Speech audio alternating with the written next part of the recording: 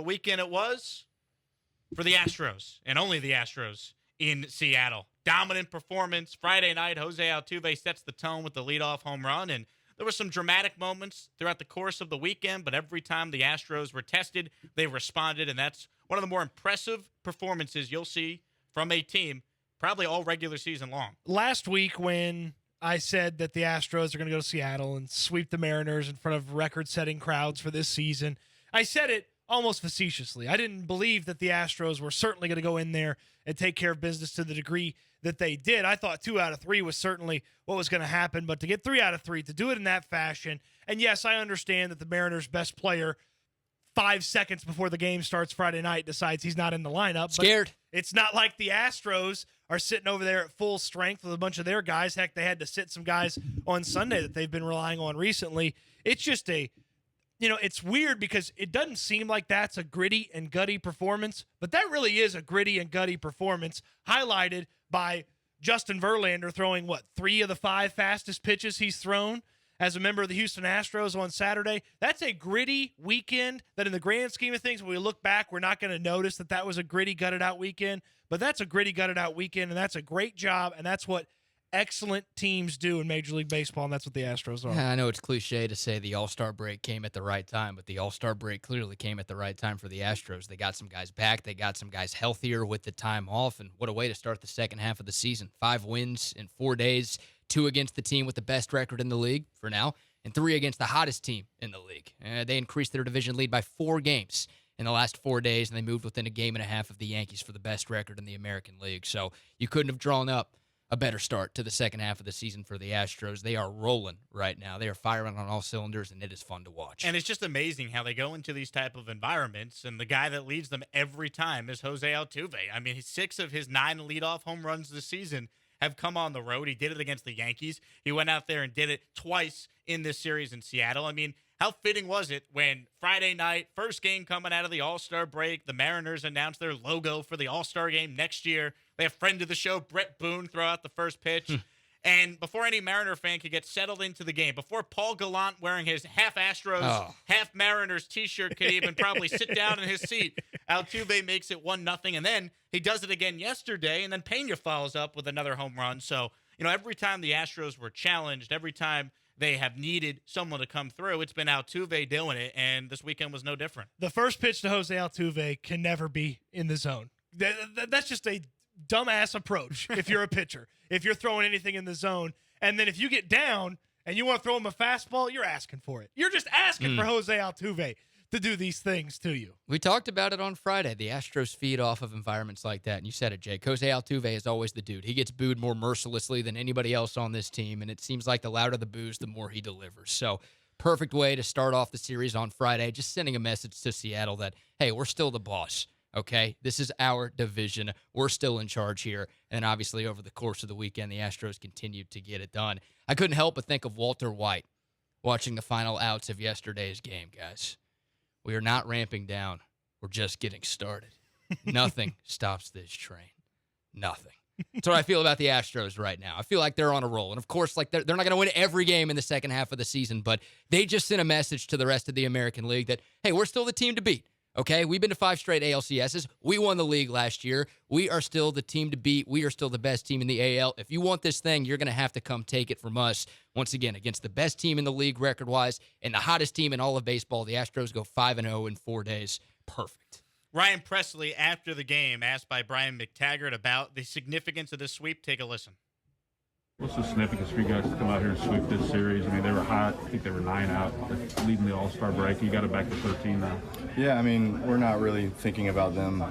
We just want to show up to the field, and we expect to win every day. I don't know if I buy that. That's the right thing to say. You don't want to generate a headline, but, hey, you sent the message because you went into their place where they had won 14 in a row, and you won all 3 games. And Presley, fresh off having a kid, goes out there and has an easy 9th inning to get the save. It felt like just about any button Dusty Baker was pressing this past weekend worked. Look, he had to use a bunch more bullpen arms on Friday night than I'm sure he was comfortable with. Obviously, some of those guys had thrown the day before. And then Saturday, you hand the ball to the best pitcher in baseball, maybe if he's not the best pitcher, he's the second best pitcher, whoever you want to say it is, but he feels like the best pitcher in baseball right now. You hand the ball to Justin Verlander, and maybe it's said, maybe it's not said, but the understanding is we've got two guys that we don't trust a ton behind you in the bullpen that are coming out as soon as you're done. So give us as much as you've got. And then that guy goes out there and crafts a fantastic 6 or so innings, and then as he gets into a little bit of trouble, he's like, you know what? I'm Justin freaking Verlander. I'm just going to throw it as hard as I can. Rally has got no shot hitting a 99-mile-an-hour fastball that I'm pumping in there. No. And that was incredible. And then you can almost feel the juice and the excitement of that team to then get a bonus run there towards the back end of the game. But Mashinsky and Abreu come in, and they're feeling it too. And it's those are the two guys you probably trust the least in the entire bullpen. Abreu's got stuff, but he's up and down. Mashinsky's probably a quad A player when it's all said and done. Hope he proves me wrong. Texas Tech guy, go Red Raiders.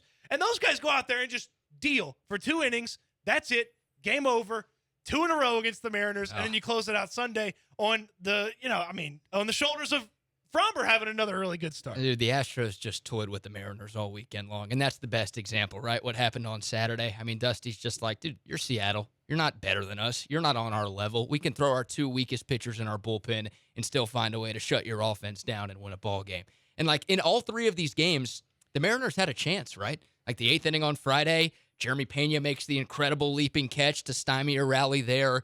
The 7th inning on Saturday with Justin Verlander, right? You gave the Mariners some hope, and then he finds 99 4 times in that inning to shut the door. And then yesterday in the 8th inning, they bring the tying run to the plate. Montero comes in and gets the strikeout. Like every ounce of hope that the Mariners had this weekend was squashed in a damn instant by the Astros. Once again, they showed him who daddy was this weekend. That moment with Verlander was all time. Oh, all time. dude. Guy 39 years old, reaching back and still pumping 98, 99 miles per hour.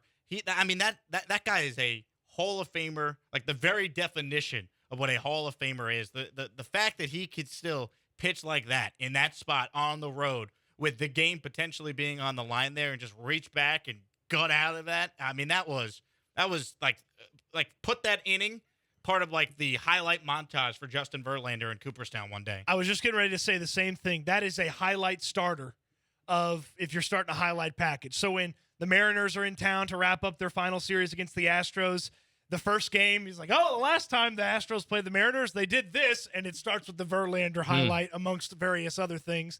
And then depending on how this season ends, when you're putting together sort of that season-long package, you're either starting with a Yordan ding-dong or you're starting with Justin Verlander right there on Saturday. How about the emotion we saw from JV, too? You never really see something like that unless it's a huge moment and he's feeling it. Unless it's October, right? Yeah. Like usually we wait till the playoffs to see something like that, but JV clearly pumped. And we mentioned it earlier, hit 99 4 times in the 7th inning. The last time Justin Verlander hit 99 miles an hour on the gun 4 times in one game, 2013. Oh, my gosh. He was 30 years old. And he hit 97 on his 101st and final pitch to get that strikeout, to get out of the bases loaded jam. Just unbelievable. There's not enough things you could say about Justin Verlander. He found the fountain of youth yesterday, and he's been the best pitcher in the world over the last month and a half. 5-0 with a .79 ERA in his last 5 starts. The guy has gotten better as the season has progressed. We were all worried, okay, what's he going to look like in the second half, coming back from basically missing 2 years?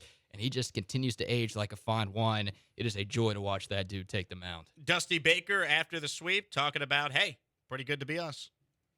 Well, we played good ball, and we held on a couple games, but our bullpen came through. Guys were operating on fumes, but they found some energy to win the game. And, we jumped them early today, and then those were big 2 runs that Molly drove in at the end of the game.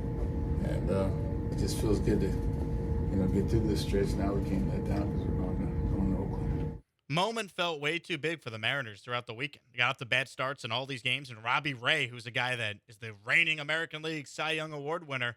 I mean, you talk about crapping the bed in a big spot, and Ace needs to go out there and give his team a chance to win the game, not get knocked out of the game, I believe, in the 3rd inning, like what the Astros did. So, I mean, until another team in that American League West could actually go toe-to-toe with the Astros, it remains the Astros division for this season and beyond, because this run has been remarkable, and this was pure domination over the weekend. There were a couple of what I like to call championship shine-through moments. Because to win a championship, you obviously need really good players to do really good things. So you obviously need Yordan Alvarez to be crushing baseballs, Altuve to be the dominant leadoff hitter that he is, Justin Verlander, Framber Valdez, to those guys to do those things. But you also need role players to play their role, or guys to step up when the moment approaches or when the moment shows up for them.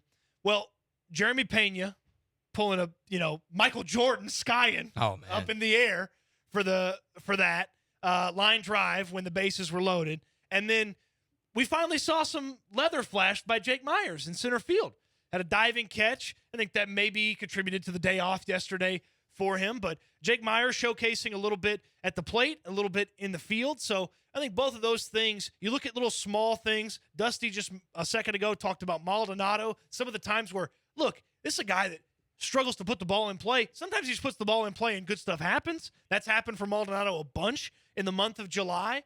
And so there's small little pieces, small little elements to this weekend that are like, oh, okay, that's something that a championship team does. They have their center fielder make diving catches. They have their shortstop jump out of the place and rob someone of what was probably 2 runs, whatever. And then you have your catcher who can't hit actually muscle one into the outfield here or there and actually knock some runs in. Those are little pieces of championship DNA that you saw this weekend. No doubt about it. And the dejection from the entire city of Seattle. Seattle's a city, right? Not a state? Yes. Okay.